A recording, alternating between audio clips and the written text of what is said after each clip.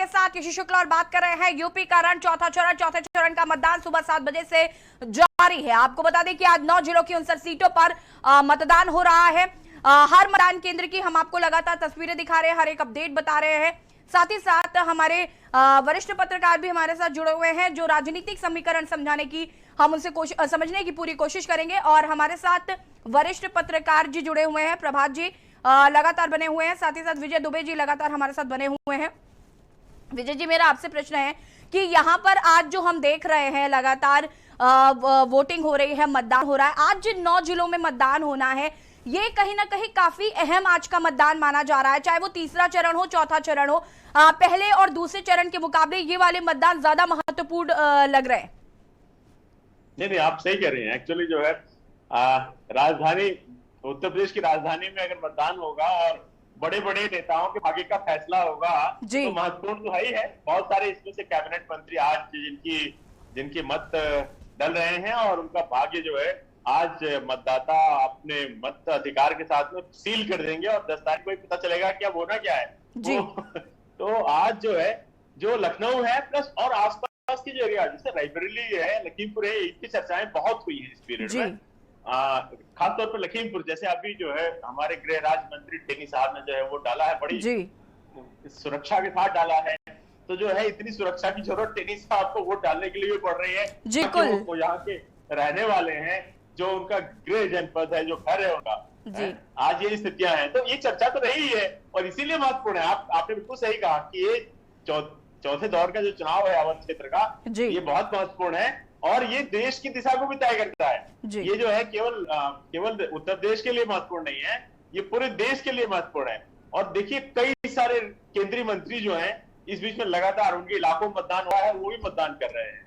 तो ये जो है इन केंद्रीय मंत्रियों ने, जिन्होंने की बहुत सारे लोगों के वोट मांगा, उनकी भी स्टेट पे है इमेज, उनकी भी प्रतिष्ठा दांव पर है कि आखिरकार उनके इलाके में लोग मतदान किसको करते हैं। तो ये सब कुछ जो है महत्वपूर्ण रहेगा कि उत्तर प्रदेश की आने वाली विधानसभा में कौन सी पार्टी जो है सरकार बनाती है और कौन से सिटिंग मंत्री दोबारा लौटते हैं। ज्यादा महत्वपूर्ण यह है कि जिनकी लंबी पारी है, जिन्होंने लंबा खेला है और जो है लगातार कई बार सदस्य रहे हैं।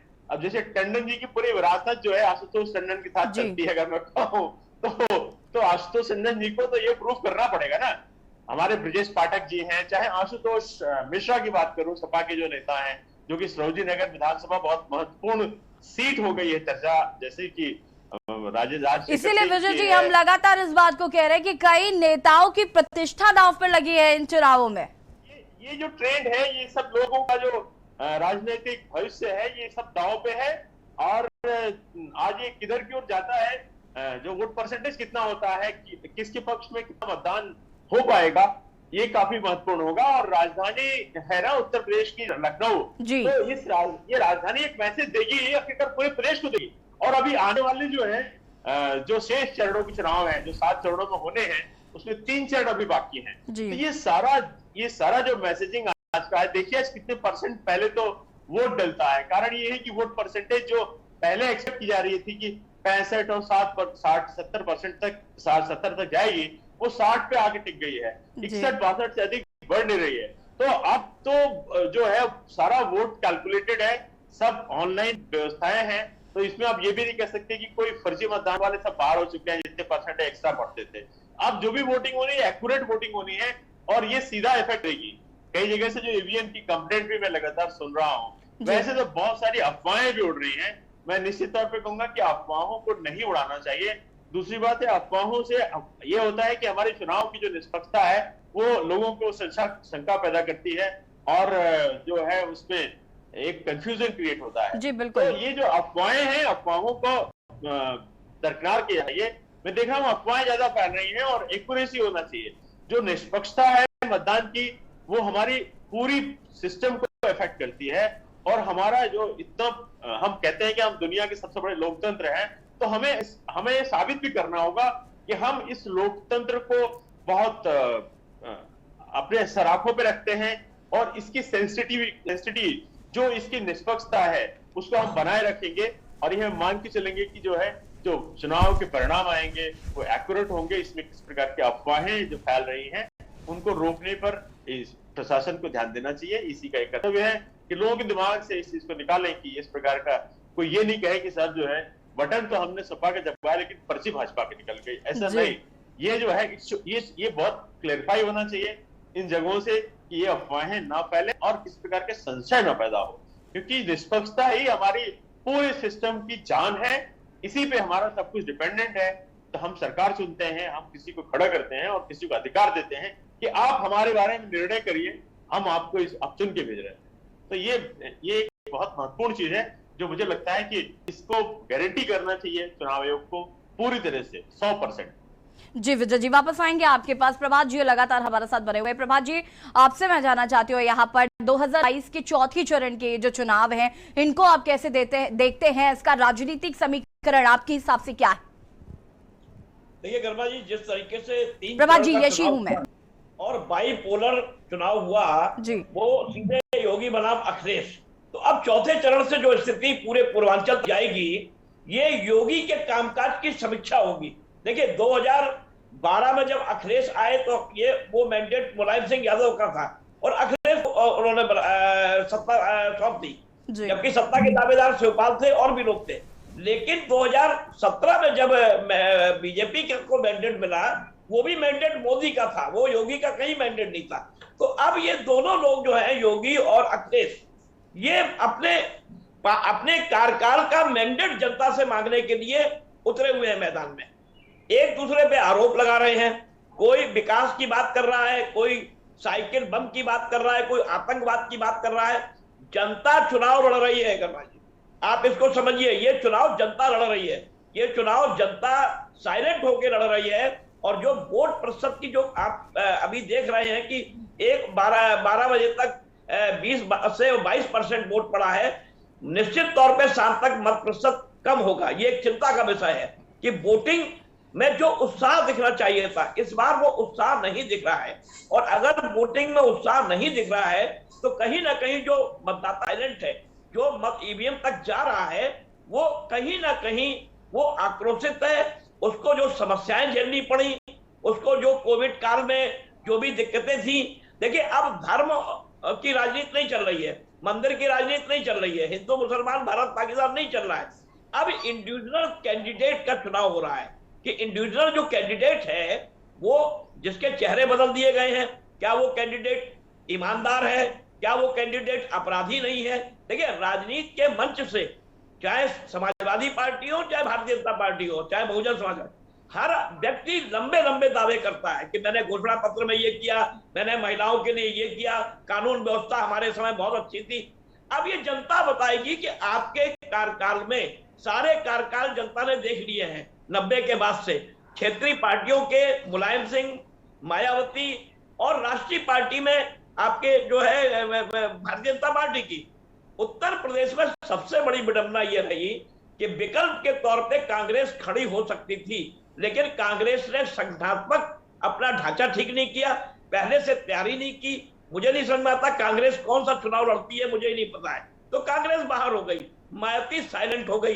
तो अब जो इस पूरे फेस में लगभग 200 सीटों का चुनाव होने जा रहा है, जो ये तय करेगा कि लोक भवन में या 5KD में कौन बैठेगा, क्या अखिलेश बैठेंगे या योगी बैठेंगे। देखिए अगर ये पूरा चुनाव योगी बनाम अखिलेश है, अखिलेश को तीनों चरणों में भारी समर्थन मिला है, किसानों की नाराजगी का मिला है। और देखिए अभी जो मैं दृश्य देख रहा था, ये लोकतंत्र का बहुत बड़ा दुर्भाग्य है।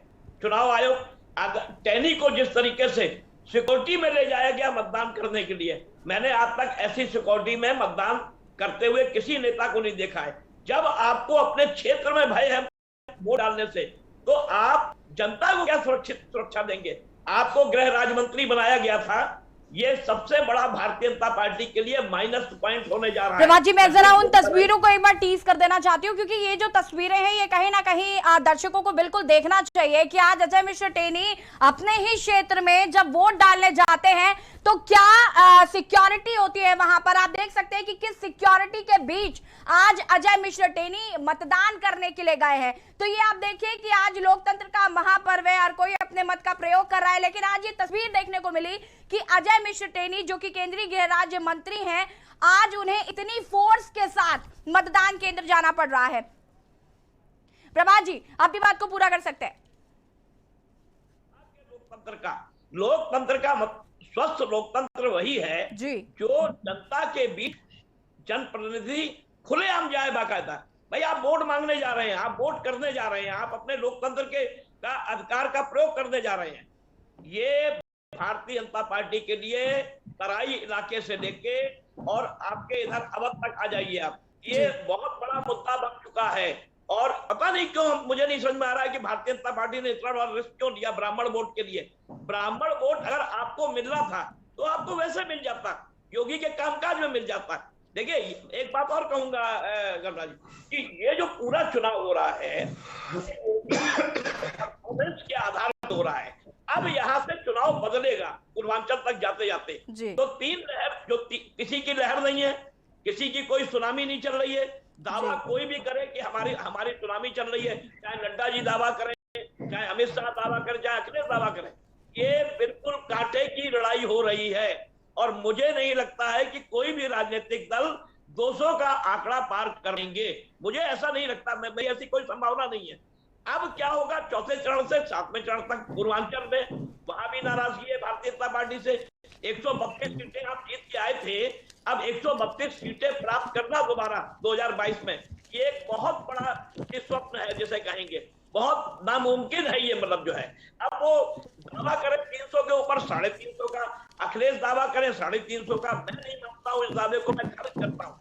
चुनाव साइलेंट हो रहा है। जी, आज अखिलेश यादव इससे पहले भी 2-3 दिन पहले से जब रैली कर रहे हैं तो वो तो 400 सीटों का दावा कर रहे हैं, तो इसका उनके हिसाब से सिर्फ 3 सीटें हैं जो इधर उधर जाएंगी, 400 सीटें उनके खाते में जाएंगी। ये हास्यास्पद है जी, हास्यास्पद है कि 400 सीटें आपको मिलेंगी। अरे आप डबल सेंचुरी बना दी, ये बहुत बड़ी बात है। देखिए सबसे बड़ी चीज क्या है, उनको ये लग रहा है कि इस बार मुसलमान यूनाइट हमारे साथ है। हम छोटी छोटी जाति का ओबीसी वोट, राजभर वोट और जितना भी केवट मल्ला वोट, ये जितनी भी जातियां हैं उनका वोट मुझे मिल जाएगा, ऐसा नहीं है। ठाकुर ब्राह्मण भारतीय जनता पार्टी से नाराजगी जरूर है, लेकिन वोट का जो बंटवारा होगा ये नहीं कि वन साइडेड समाजवादी पार्टी में जा रहा है। आज भी ब्राह्मण वर्ग जो है वो भारतीय जनता पार्टी के साथ है, ऐसा नहीं कि वो अलग हो गया अभी, कि वो ब्राह्मण अलग चला गया, ठाकुर वर्ग अलग चला गया, या ये कैंडिडेट के ऊपर डिपेंड करता है। भारतीय जनता पार्टी ने जो कैंडिडेट्स उतारे हैं या जिनकी सीटें परिवर्तन की है, वहां पे कहीं वो कच्चा खा गए हैं, कहीं उनको फायदा मिलता है। जैसे कन्नौज में है एक IPS ने चुनाव लड़ा, बहुत बढ़िया चुनाव लड़ा। सरोजी नगर सीट में राजेश्वर सिंह आए, वो ईडी में थे, उनकी बहुत साफ सुथरी छवि थी, और साफ सुथरी छवि के साथ उन्होंने स्वाति का काटा, क्योंकि स्वाति ने क्षेत्र में काम नहीं किया। और फिर वहां शंकरी सिंह और शुक्ला बयाना, वो भारतीय जनता पार्टी के लिए मुफीद हो गया, लाभप्रद हो गया, क्योंकि शंकरी सिंह के पास 40,000 वोट ऐसा है जो उसका इंडिविजुअल वोट है अपना। तो सरोजी नगर बहुत मजबूत सीट हो गई भारतीय जनता पार्टी के लिए। वहां पे अभिषेक मिश्रा टक्कर देते हुए दिखाई दे रहे हैं, लेकिन ये तब पता लगेगा जब ब्राह्मण वोट का रुझान क्या हुआ, क्योंकि ब्राह्मण बहुल सीट है वो।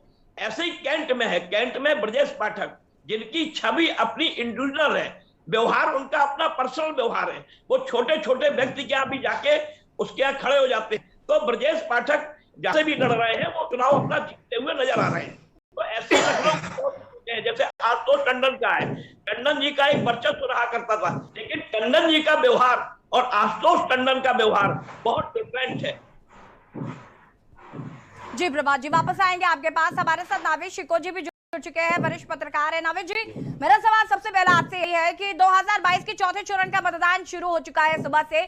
बात अगर हम करें पहले, दूसरे और तीसरे चरण की, तो यहाँ पहले और दूसरे में कहीं ना कहीं जो चुनाव थे वो अलग रुख दिखा रहे थे, लेकिन तीसरे और चौथे चरण के बाद अलग ही रुख नजर आ रहा है। तो ये राजनीतिक समीकरण आप इसे कैसे समझते?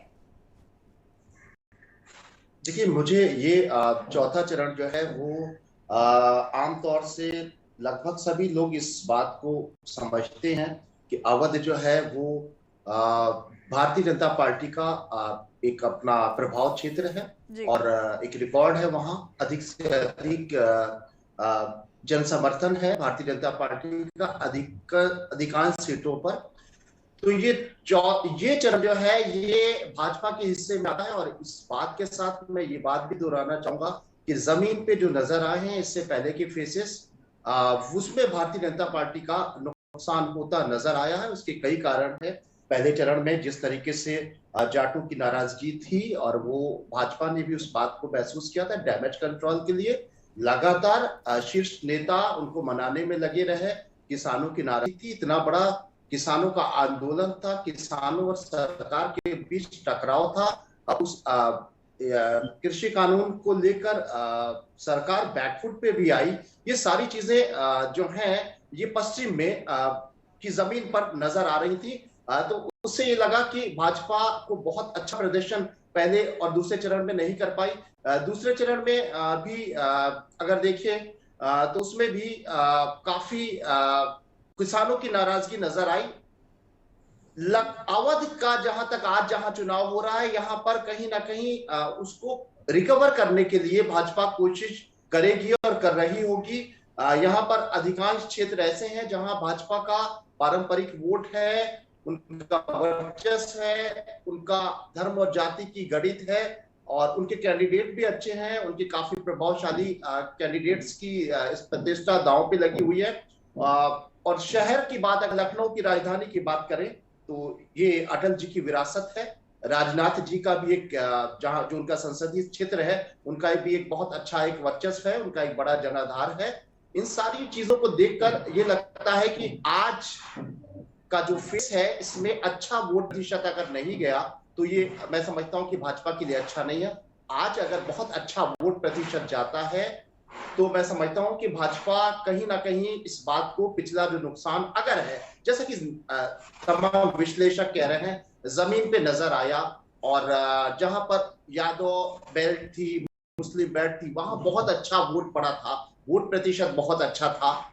किसानों की नाराजगी थी, जाटों की नाराजगी थी। उन सब बातों को देखकर मुझे लगता है कि आज के फेस में भाजपा उसको कवर करने की कोशिश करेगी।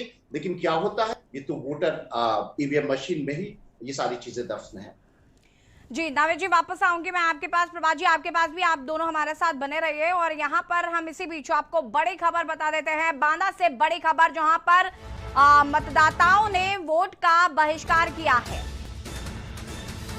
बांदा के पुरवा में मतदान का बायकॉट किया है ग्रामीणों ने, यानी कि बहिष्कार किया है। नरैनी के बूथ 58 पर मतदानों ने वोट का बहिष्कार किया है। गांव में गौशाला निर्माण को लेकर ग्रामीण काफी आक्रोशित नजर आ रहे हैं। मौके पर पहुंचे अधिकारी, लेकिन नहीं बनी बात। बांदा के पूर्वा में मतदान का किया गया बायकॉट, ग्रामीणों ने किया बहिष्कार। नरैनी के बूथ 58 पर मतदान का बहिष्कार किया है मतदाताओं ने। गांव में गौशाला निर्माण को लेकर ग्रामीण आक्रोशित नजर आ रहे हैं। मौके पर पहुंचे अधिकारी, लेकिन फिर भी मतदाता नहीं माने। बांदा के पूर्वा में मतदान का बहिष्कार किया है ग्रामीणों ने। नरैनी के बूथ 58 पर मतदान का बहिष्कार किया गया है। गांव में गौशाला निर्माण को लेकर ग्रामीण काफी आक्रोशित नजर आ रहे हैं। मौके पर पहुंचे अधिकारी, लेकिन नहीं बनी बात। बांदा के पूर्वा में मतदान का किया गया बायकॉट। नरैनी के बूथ 58 पर मतदान का बहिष्कार किया गया है। गांव में गौशाला निर्माण को लेकर ग्रामीण आक्रोशित नजर आ रहे हैं। बांदा से बड़ी खबर आपको बता रहे हैं, बांदा के पूर्वा में ग्रामीणों ने किया मतदान का बहिष्कार। बांदा के पूर्वा में मतदान का बायकॉट किया गया है। नरैनी के बूथ 58 पर मतदान का बहिष्कार। गांव में गौशाला निर्माण को लेकर ग्रामीण आक्रोशित।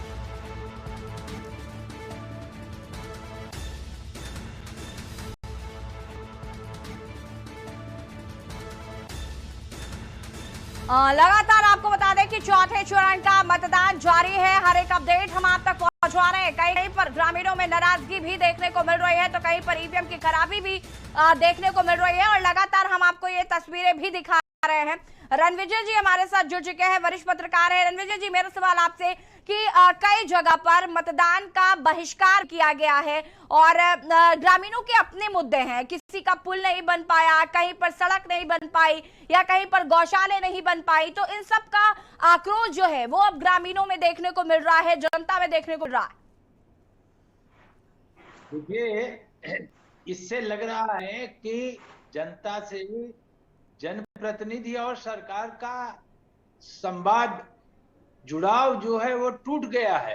कोई 5 साल में बना ही नहीं, जिसकी अभिव्यक्ति मतदान में बहिष्कार को लेकर हो रही है। तो आक्रोश बहुत है, जिसमें कहीं छुट्टा जानवर को लेकर के आक्रोशित हैं, तो गौशाला नहीं बनने को लेकर कि अगर गौशाला होती तो छुट्टा जानवर उनकी पशुओं को नहीं खाते और उनको रात दिन जगना नहीं पड़ता अपनी फसल बचाने के लिए। वो भी आत्महत्या हो रही है, ये बहुत बड़ी समस्या है पूर्वांचल की, तो बहुत बड़ी, जहां आज मतदान हो रहा है। इसके बाद जैसे है आप 5वें, 6ठे और 7वें चरण में पहुंचेंगी, ये समस्या और विकट और विकराल आपको देखने को मिलेगी। जी रणविजय जी, प्रभात जी भी लगातार हमारे साथ बने हुए हैं। प्रभात जी, मैं आपसे जानना चाहूंगी, इसे आप कैसे देखते हैं? क्योंकि कहीं ना कहीं जब ग्रामीण बहिष्कार करते हैं तो इसका मतलब ये होता है कि वो किसी भी पार्टी के फेवर में नहीं है, या मतलब उनको किसी भी पार्टी से कोई उम्मीदें नहीं है। देखिए ऐसी जी, ये बिल्कुल सच है कि उत्तर प्रदेश में जिस तरह योगी सरकार ने 5 साल काम किया जी, और उनके कुछ अधिकारियों ने मुख्यमंत्री को भ्रमित किया जी, और आपको याद होगा एक समय योगी के खिलाफ सदन के अंदर, विधानसभा के अंदर लगभग 150 विधायक जो है धरने पे बैठ गए थे। देखिए, विधायकों की जनप्रतिनिधि की बातें नहीं सुनी जाती थी। जब सत्ताधारी पार्टी का विधायक अगर वो अपने क्षेत्र के काम नहीं कर पाएगा और एक चश्मे से, एक अधिकारियों के चश्मे से मुख्यमंत्री देखेंगे, तो निश्चित तौर पर ये समस्या होगी। देखिए, ये चुनाव को चेहरे से चुनाव को ना जोड़ा जाए। ये चुनाव योगी के परफॉर्मेंस, योगी के व्यवहार और योगी के ब्यूरोक्रेटिक निर्णयों से ये चुनाव प्रभावित हो रहा है। जो भी प्रभावित हो रहा है, जो आक्रोश है, छुट्टा जानवर एक बहुत बड़ी समस्या है। अब ये जैसे चुनाव जिस चरणों में जाएगा, बांदा से लेके आप इधर फतेहपुर आ जाइए, पीलीभीत से लेके आप इधर हरदोई, लखीमपुर आ जाइए, अवध में आ जाइए, लखनऊ में आ जाइए, फिर इधर बाराबंकी से जब आप अयोध्या की तरफ बढ़ेंगे, बस्ती, गोंडा, बहराइच, गोरखपुर, बनारस, हर जगह किसान परेशान है। और मैं ये पूछना चाहता हूं, भारतीय जनता पार्टी का कोई प्रवक्ता नहीं है, हर प्रवक्ता जो आते हैं वो अपनी पार्टी का दावा करते हैं। अगर आपने 5 साल के घोषणा पत्र में अगर आपने जन समस्याओं के लिए काम किया होता तो आज ये स्थिति नहीं होती। मतदान लोकतंत्र के पर्व में लोग उत्साह से मतदान करने जाते हैं, आज बहिष्कार नहीं होता इस तरीके का। तो जो योगी सरकार की एंटी कंबेंसी है अधिकारियों की, जनप्रतिनिधियों की, जनप्रतिनिधि ऐसे हैं बहुत से जो क्षेत्र में जा नहीं पा रहे हैं। अभी टैनी जी को पूरी सुरक्षा लेके क्यों जाना पड़ा, इसका जवाब क्या होम मिनिस्टर देंगे, इसका जवाब क्या प्रधानमंत्री नरेंद्र मोदी देंगे कि आपने किस माया मोह में आपने टैनी को बर्खास्त नहीं किया। अगर आप टैनी को बर्खास्त कर देते तो आज से 2 महीने पहले पूरा पश्चिम से लेकर मध्य तक जो भी आक्रोश था किसानों का वो शांत हो जाता। नंबर 1 बात, आपने सिर्फ ब्राह्मण वोट के उसमें आपने ब्राह्मणों को 2014 में इकट्ठा किया, वन साइडेड ब्राह्मण आपके साथ गए। लक्ष्मीकांत वाजपेयी ने बहुत मेहनत की, वो आइसोलेट पड़े हुए हैं आपकी पार्टी में। जनता स्थानीय मुद्दों पे, जनता रोजगार के मुद्दे पे, जनता जो शिक्षक भर्ती थी उसके मुद्दे पे अखिलेश ने क्या किया इस बार? अखिलेश ने पुराने मुद्दे उठाए, उन्होंने पुरानी पेंशन बहाल करने की बात कही।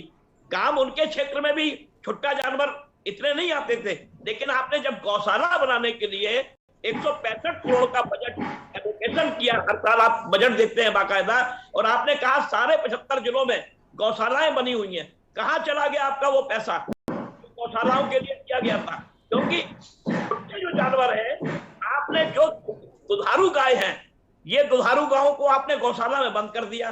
आपने पर गाय जो है सुरक्षा, उसके लिए 2000 रुपए खर्चा आपने जो है रखा है आपने बजट में। कहाँ गए वो 2000 रुपए पर गाय? बिल्कुल प्रभात जी, कहीं ना कहीं नाराजगी लगातार जो है वो जनता में देखने को मिल रही है और शायद यही वजह है कि लोग जो हैं वो मतदान का बहिष्कार कर रहे हैं। वापस आती हूँ मैं आपके पास। रणविजय जी लगातार हमारे साथ जुड़े हुए हैं। रणविजय जी, मैं आपसे जानना चाहूंगी, आपने तमाम चुनाव जो हैं वो कवर किए हैं, बहुत नजदीक से सारे चुनाव देखे हैं। मैं आपसे जानना चाहती हूँ कि 2017 के चुनाव हो या 2022 के चुनाव या फिर मायावती का 2007 का चुनाव, जरूर मैं कहूंगी क्योंकि लगातार मायावती इस बात का जिक्र करती आ रही है कि 2007 के चुनाव जैसे हुए थे उसी प्रचंड बहुमत के साथ मायावती ये दावा कर रही है कि वो एक बार फिर सत्ता पर काबिज होगी। तो 2007, 17 और 2022 कितना अंतर आप देख पा रहे हैं? आपका राजनीतिक समीकरण क्या कहता है इसको लेकर? देखिए, हमारा बहुत साफ कहना है जी कि मायावती को 2007 में जी, तब वो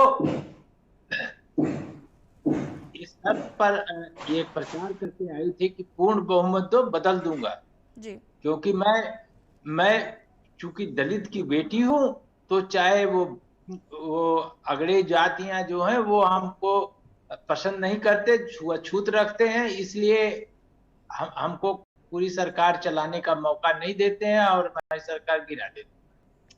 तो उनको एक संपत्ति बेच चली और मिल बहुमत।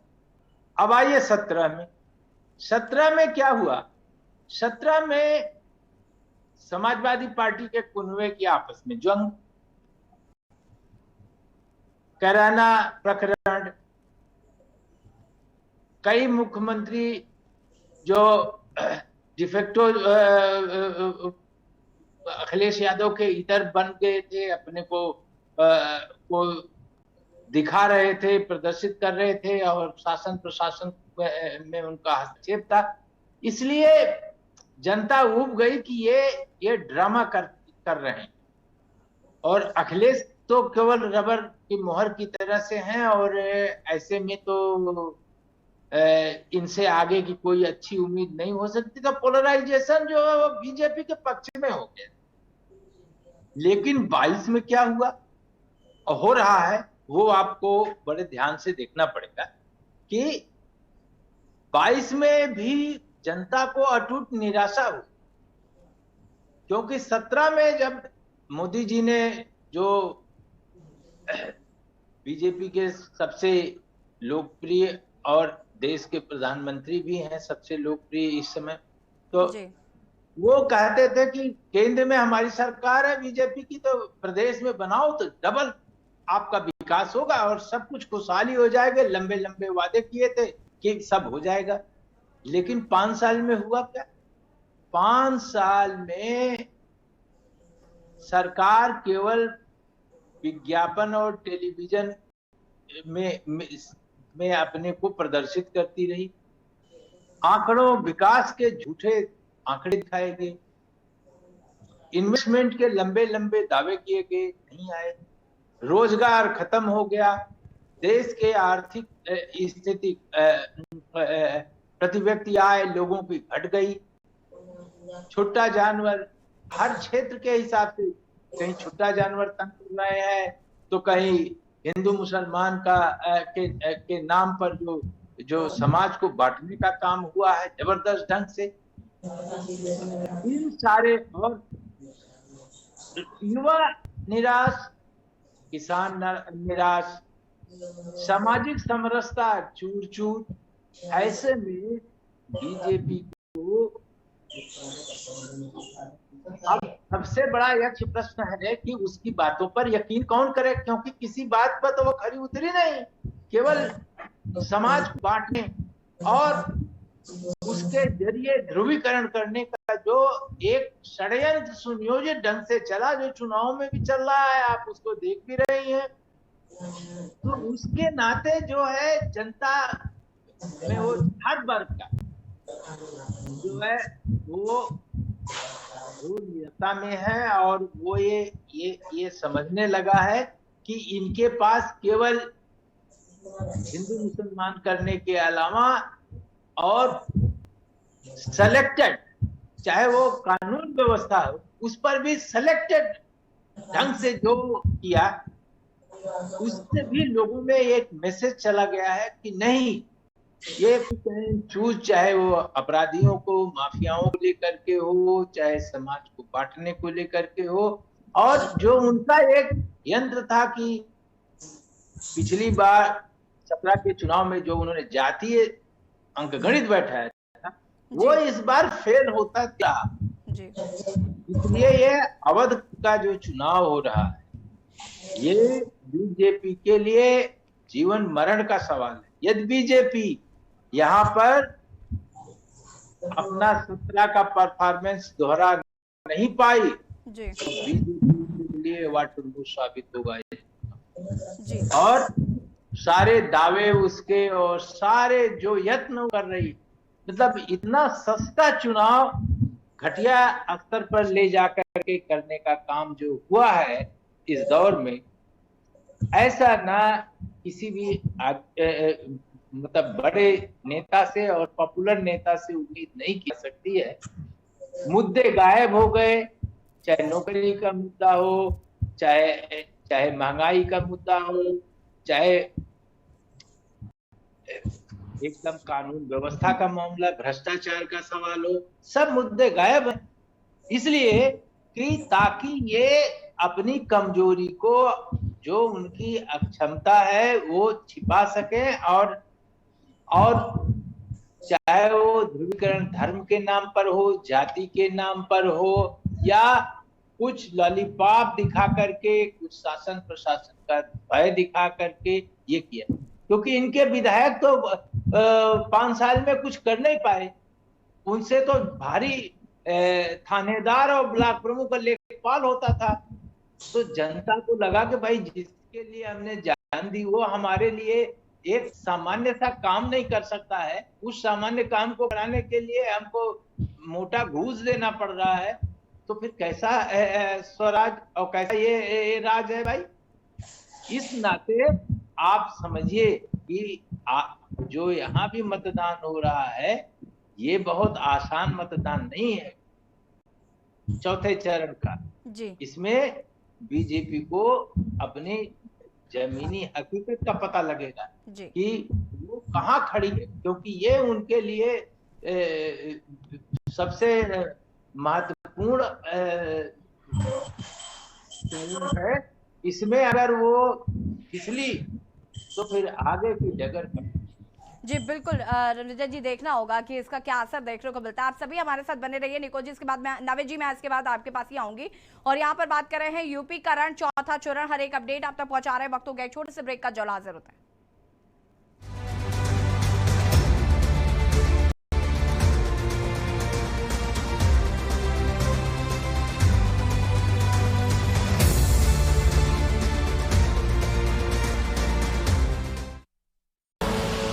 आप देख रहे हैं के न्यूज, खबरों का सारथी।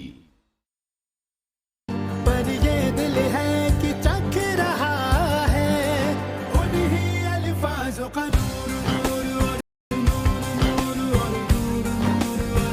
तो कितना भी जा, इस जुबान से दूर ना जा पाओ। विमल, बोलो जुबान केसरी।